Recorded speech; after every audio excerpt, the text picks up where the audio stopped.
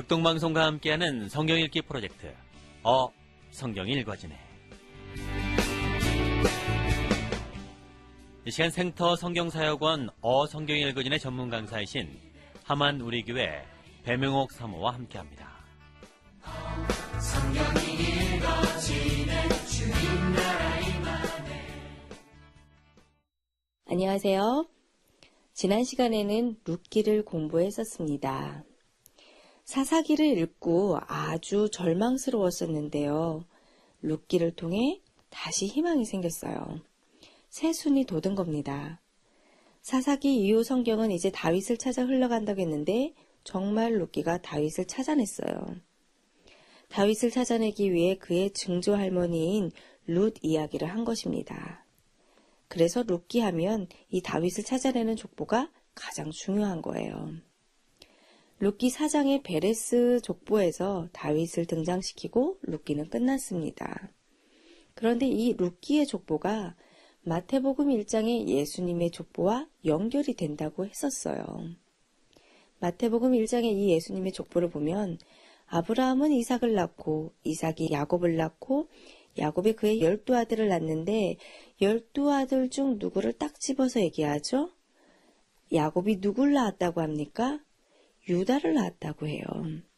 왜죠? 네, 예수님의 족보니까요. 자, 유다는 그리고 다말에게서 베레스와 세라를 낳는데 세라는 탈락 끊어집니다.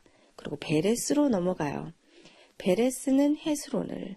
근데 여기서 이 베레스가 룻기에서 나왔던 그 베레스인 거예요. 헤스론은 람을, 그리고 아미나답, 나손, 살몬에 왔을 때 살몬은 라합에게서 보아스를 낳고, 자, 이 라합이 우리가 알고 있는 그 기생 라합입니다. 드디어 보아스가 나왔죠? 자, 이렇게 예수님의 족보에 나오는 이 보아스를 구약 성경에서는 놓칠 수가 없는 거예요. 그러니 룻기에서 제일 중요한 게 족보인 겁니다. 보아스가 룻에게서 오벳을 낳고 오벳은 이새는 다윗을 낳았다고 해요. 자, 이렇게 마태복음 1장을 폈을 때 왜 이런 족보가 시작하자마자 있어야 하나? 재미없다, 지루하다 이럴 일이 아니에요. 이 족보가 얼마나 중요한 기밀문서와 같은 정보인지 모릅니다. 이 예수님의 족보에 좀 이상한 여인들이 근데 등장하죠. 다말, 라합, 룻, 그리고 우리아의 아내. 그렇죠? 다 이상해요. 사실 족보에는 여자들의 이름이 나오면 안 되는데, 그리고 또 이 이름들이 나올 법한 이름들이 아니에요. 자, 이렇게 예수님은 히브리서의 말씀대로 멜기세덱의 반차로 타고 오심이 분명합니다. 그리고 대제사장으로 오신 분이지 인간의 혈통으로 오신 분이 아니라는 것을 사실 이렇게 말해주고 있는 거예요. 사실 족보는 남자의 혈통을 타고 흘러오는 것인데 왜 여기서는 여자들이 왜 이렇게 등장을 하나? 남자의 혈통이라 하면 예수님은 요셉의 후손이잖아요. 근데 요셉의 피가 섞이지 않았거든요. 그러니까 그 혈통과 상관없이 예수님은 여자의 후손으로 오셨다는 거예요. 여자의 후손이라 어디서 들어본 얘기죠? 네, 창세기 3장 15절의 원시복음입니다. 예수님은 남자의 후손으로 오셨어야 하는데 그게 아니라 여자의 후손으로 오셨다는 거죠. 그런데 문제는 이 여자들이 다 정상적이지 않은 거예요. 정상적으로 자손을 낳아서 온 혈통이 아니라는 겁니다. 이것은 바로 예수님은 사람의 혈통이나 육정으로 난 분이 아니라, 즉 인간이 아니라 하나님이셨음을 이런 식으로 정확하게 말해주는 거예요.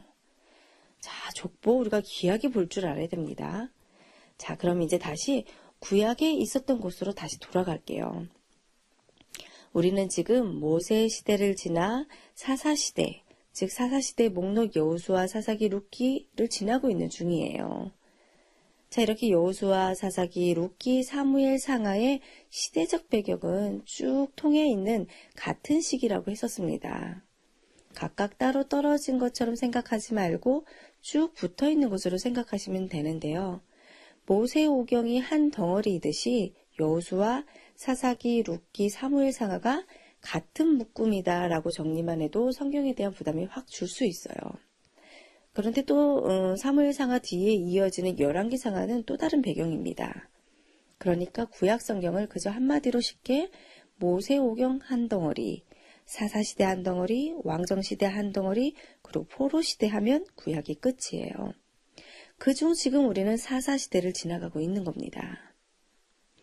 여호수아 끝에서 레위 지파에게는 땅을 분배해주지 않으셨다라는 사실이 사사시대를 여는 굉장히 중요한 포인트가 된다고 했었어요. 하나님은 레위에게 희망을 거셨는데 레위가 사명을 감당하지 못했습니다. 자, 그러한 것이 사사시대의 배경이었는데 그 가운데서 하나님은 룻이라는 이방 여인을 통해 그들이 기다리는 왕을 나타나게 하신 거예요. 그러니 이제 룻기 다음에는 반드시 왕이 나와야만 하는 겁니다. 그가 바로 다윗이에요. 자, 이렇게 성경은 하나하나 퍼즐 맞추듯이 다 연결되어 있어요. 자, 이제 사무엘상하 다윗 이야기입니다. 사사시대의 미가 신상 사건이나 레이첩 사건 같은 시대를 배경으로 해서 다윗을 봐야 한다고 했었어요. 이러한 사사시대의 암울한 상황을 배경을 삼아 봐야만 보이는 사람이 다윗입니다. 하나님의 각본상대로라면 사사시대는 사실 말씀이 통치하는, 즉 제사장 나라를 연출해내는 역사여야 한다고 했었어요.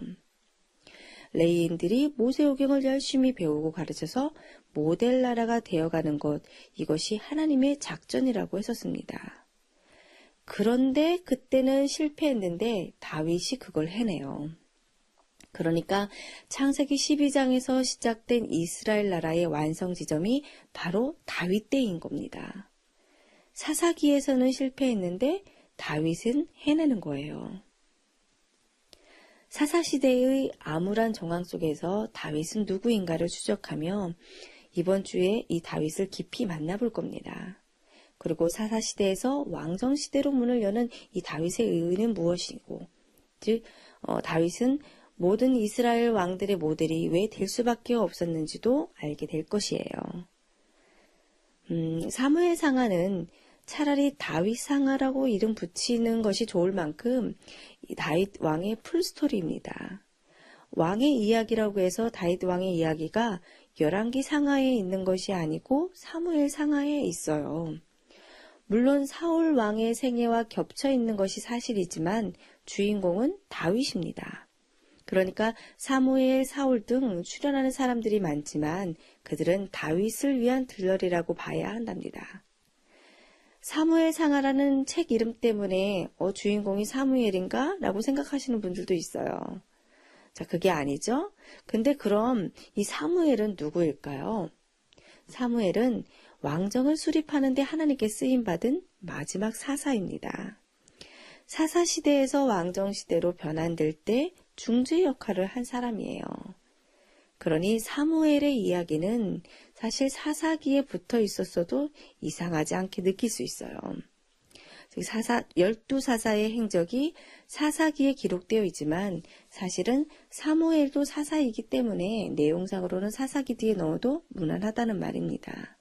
다만 사무엘이 초대왕 사울과 이대왕 다윗을 왕되게 하는데 중대한 역할을 감당하는 내용이라 그 분량이 많았을 뿐이에요. 또한 지금까지는 사사시대였는데 반해 이제는 왕정시대로 넘어가는 과도기이므로 다른 사사들과는 달리 사무엘의 역할이 독특했습니다. 사사시대에 에브라임 산지에서 엘가나를 아버지로 한나를 어머니로 해서 태어난 사무엘은 일찍이 여호수아가 실로에 세웠던 해막에 들여져서 훈련을 받게 되죠. 자, 사무엘의 어머니 한나는 아주 훌륭한 인격을 가진 여인은 아니었지만 그래도 신상을 만들어냈던 미가 어머니와는 비교해 볼 점이 있겠죠. 같은 시기 같은 장소에 살았는데 사무엘의 어머니 한나는 그래도 실로라고 하는 정통성 있는 장소를 중심으로 하나님을 바르게 섬겼고 미가 어머니는 그 아들을 위하여 신상을 자기 집에 만들어 놓은 것은 아주 매우 대조적입니다. 가나안 문화가 팽배했던 당시에 하나님 문화를 잊지 않고 고수하며 모세의 율법을 연구하며 제사법대로 제사를 드리려고 노력했던 이런 사람들에 의해서 성막 중심의 하나님 문화가 그래도 전수되어 내려온 것 같아요. 하나님과 바르게 교제했던 사무엘, 그는 혼탁한 사회 속에서도 하나님께 바르게 쓰임받았습니다. 다른 레인들의 삶, 즉 미가 사건이나 레이첩 사건과 비교해 볼 때 이 레인 사무엘은 하나님 편에 서 있었던 사람이에요. 그러므로 사무엘상 앞부분 이 사무엘의 생애를 읽을 때에는요. 사사기를 계속 읽는다고 생각하시면서 다른 사사기 내용들과 통합해가면 깨달아지는 것이 많습니다. 비록 모세를 만나보지는 못했다 할지라도 이 사무엘은 모세오경을 열심히 연구했으며 하나님 섬기는 도리를 깨달아 그런 인생을 살았어요. 사무엘 역시 기록된 말씀을 통해 하나님을 배운 사람입니다. 레이지파에게는 땅을 분배하지 않고 48개의 성읍에 흩어놓으셨다는 것은 기록된 말씀이 이스라엘을 통치해 나가길 원하셨다는 것인데 이것은 결국 믿음이란 하나님의 기록된 말씀을 믿는 것을 말해주는 거예요. 체험을 통해서만 하나님을 만나는 것이 아니죠. 성경의 인물인 이 사무엘도 그 한 시대 앞인 모세가 경험했던 이적들과 기사들을 경험하지 못했는데 다만 기록된 것을 믿어서 깨달은 겁니다. 자, 다음 시간에 사무엘상하 공부 계속 이어집니다.